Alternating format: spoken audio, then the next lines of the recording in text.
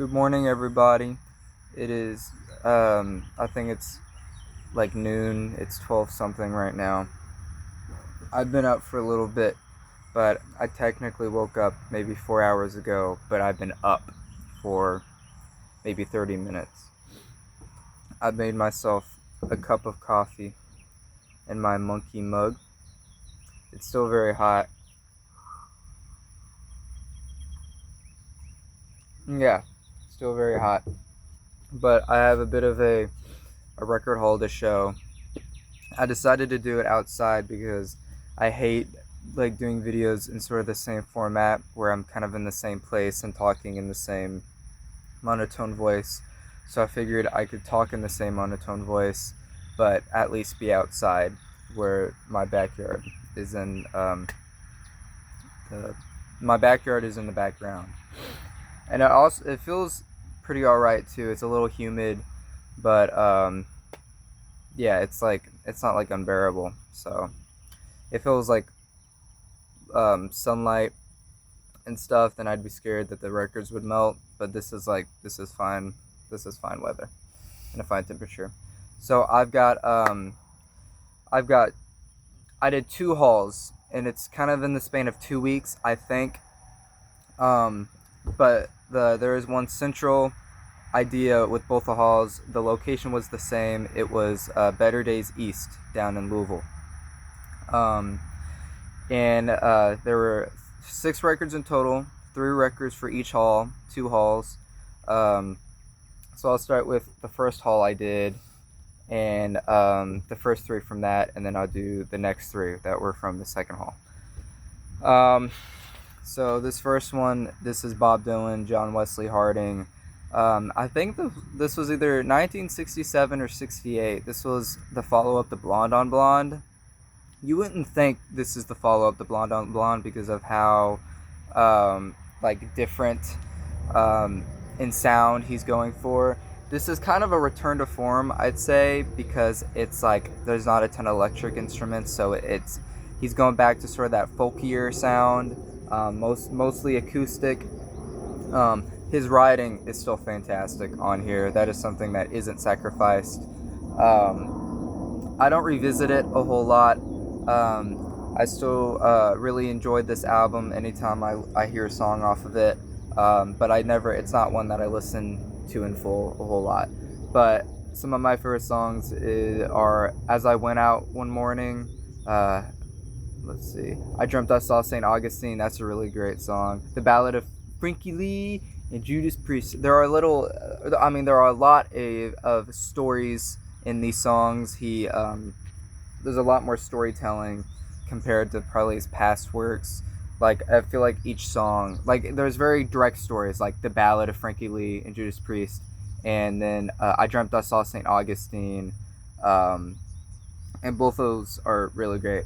Drifter's Escape is one of my favorite ones, and then All Along the Watchtower is also on here, the iconic song that Mr. Jimi Hendrix, covered.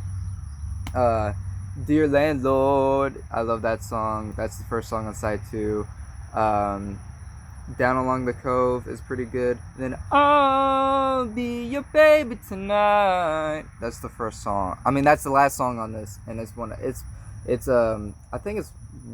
think it is the hit off of John Wesley Harding. If it were to have a hit, it would be I'll Be Your Baby Tonight. And then All Along the Watchtower. Actually, I forgot about Watchtower. That would probably be the hit because of Jimmy.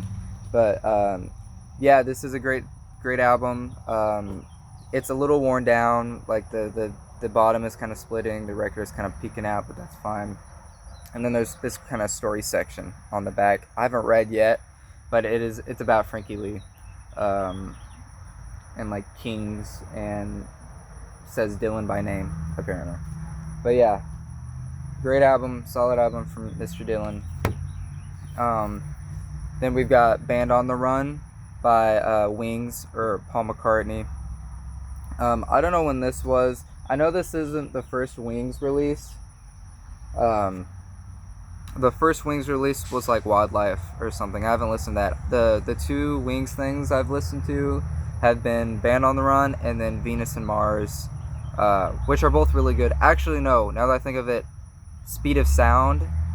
I think I don't know if that's the album name, but it has Silly Little Love Songs on it. Um, that's a really great. I really love that album. Um, I love this album too. Band on the Run, the title song is one of my favorite Paul McCartney songs. Jet is iconic. Woo, woo, woo. Bluebird is really cool. Um, there's some ones that I'm like not a big fan of, like No Words is like alright. Mumunia is a really great song. Mumunia, whoa, Mumunia. Yeah, it's a great song.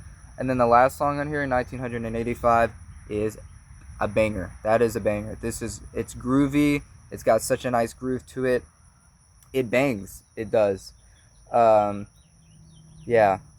I guess Wings. I mean, I don't know. I guess Wings at this time was only Paul, his wife Linda, and then Denny Lane. I guess that's it. But I could have swore there were more members. I'm sure there were more people who worked on the album, but I don't know. I guess that does make sense because they're like right here. Paul, Linda, then Denny, and then just all these old actors around. But yeah, this is a solid album. I really like it. Um, I think I would say it's all hits, no filler. Then we have Bruce Springsteen, Born on the Run. I have other Bruce Springsteen releases. I have The River, which is really great. I have Nebraska, which I think it hasn't clicked for me yet. I've listened to it a few times. And then Darkness at the Edge of Town, which has been growing on me as of late. The River used to be my favorite one, but Darkness has really been growing on me. But Born on the Run, this is like the one. This is the actually, no, I would say this is the Bruce Springsteen album compared to Born in the USA. I like this one much more. It's a gatefold. I think it's got all lyrics, thank God, and then this nice little photo of Bruce right there, and then you turn it around, and it's kind of an extended photo. It's like a landscape photo. But Born on the Run, it hasn't fully, I haven't fully connected with it yet, compared to like Darkness at the Edge of Town. But there are some really, really great songs on it. I love Thunder Road is really great. 10th Avenue Freeze Out is really great. Backstreets is really great. Born on the Run or Born to Run is also really great. I had listened to this for the first time on a road trip to Alabama, and I thought it was with Bruce. Like when I first started to get into Bruce, I thought it was way too like grandiose piano rock, like it sounded too like triumphant, like this really cliche triumphant piano music, and like really motivational. I thought it was a little cheesy, I guess, and I'm sure I'm not the first person to ever say that, but it's been definitely growing on me, this one, Born to Run. But I'm excited to listen to it more, and I'm excited to appreciate more of the songs, because Thunder Road is really, really great. Yeah, just horns, piano. It's like that very grand sounding, like kind of casino music. Like we are awesome. We are rock stars. It's kind of that. It's that sound. But Bruce, if anybody was to do that sound, it would be Bruce. Okay, this is the second haul from Better Days. This is probably like 5 days in between the last one. This is Fear of Music by Talking Heads. The cover is textured, as you can kind of tell. This is definitely not my favorite Talking Heads release. That would probably go to Remain in Light or Songs About Buildings and Food. But this one is still alright. Like, when I listened to it for the first time, I didn't like Izimbra. But when I listened to the vinyl for the first time, I kind of appreciate it a lot more. Brian Eno's production is not unnoticed. There are plenty of electronic stuff done on this album, which it's like sometimes with Talking Heads and like other electronic music fused with rock music that I listen to, there's like no personality to the electronic music. Like the influence, like I really don't gain like any like passion, or like I don't like get anything from it, I guess. But I am starting to kind of appreciate Brian Eno's production on this. Songs like Heaven are really great. Air is a crazy song. And then you got what is it? Life During Wartime. This ain't no party. This ain't no disco. This ain't no fooling around. That's on this. That's a really great song. I'm trying to think. Drugs, the last song. I don't like that song. I don't like the last song on this.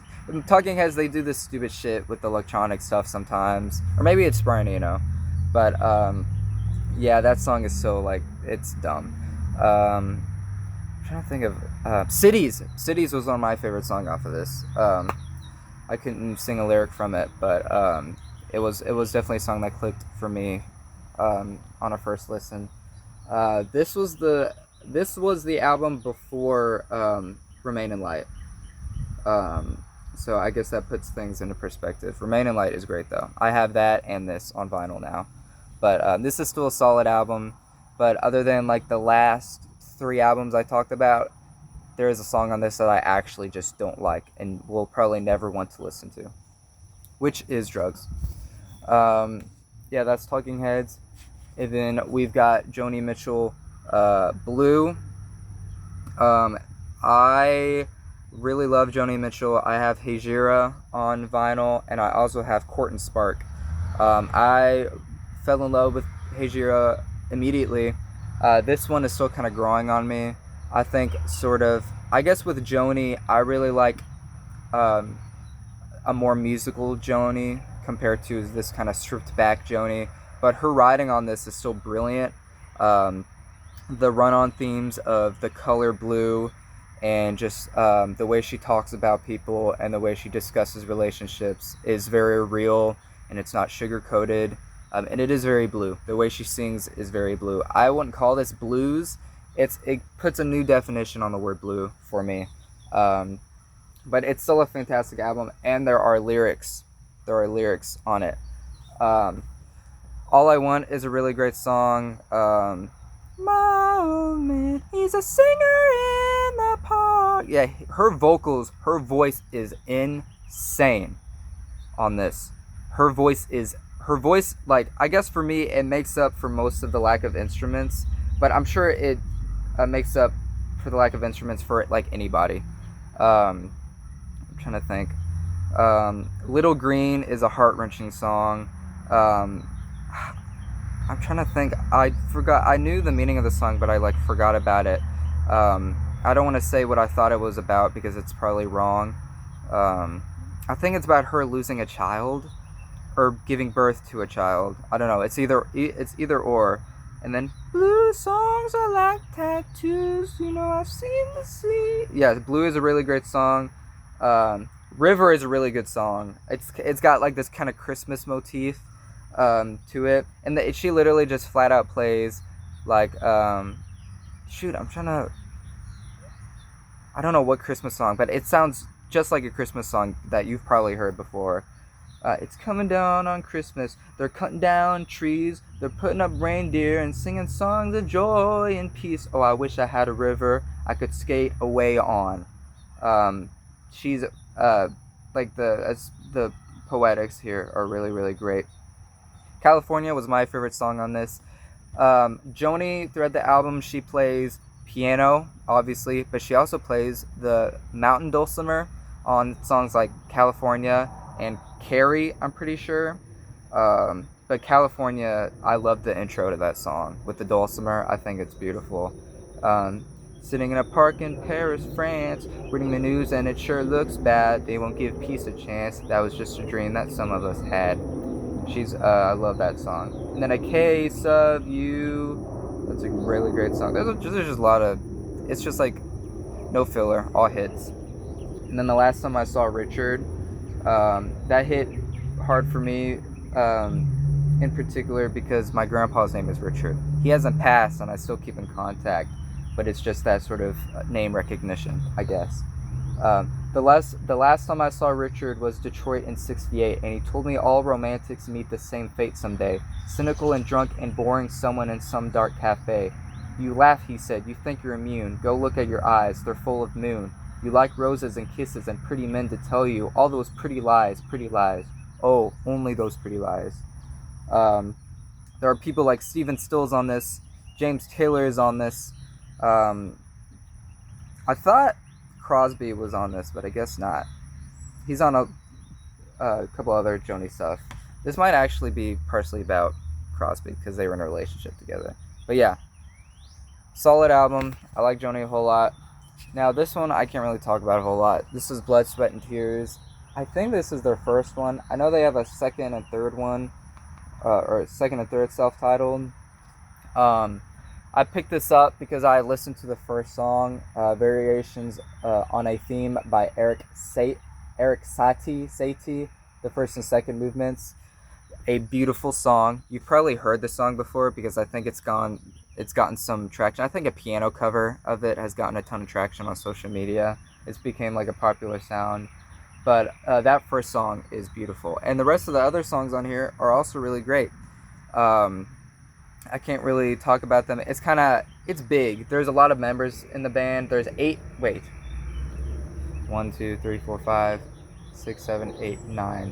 members in the band. So naturally, all of them play different instruments. So it's very musical. It's much more musical than, I guess, poetic. But there's orchestral parts, there's sort of classical sounding parts, there's some very jazzy parts. It's kind of everything if you really think about it. But yeah, great album, not a bad pickup at all. This is all of them, I'm pretty sure. That's all the members. But yeah, I really love the first song on it. And I also picked it up because a substitute teacher at my high school, his name was Mr. Arturo, he suggested that I check out Paul Anka. He's a male vocalist. And then Blood, Sweat, and Tears. So as soon as I saw this, I thought of him. So it's like, and it was $6, so I was like, I'll just pick it up. But I'm excited to listen to it more.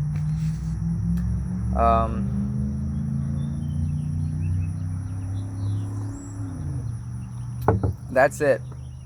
I really like doing these, especially when I'm awake, because I talk faster. Because sometimes my phone has a sort of a time limit for when I record because my space is so limited. Like right now I'm at 18 minutes, and my max is 30 minutes. So, but yeah, I hope I'm not getting bit a ton. But yeah, that's the haul. All from Better Days.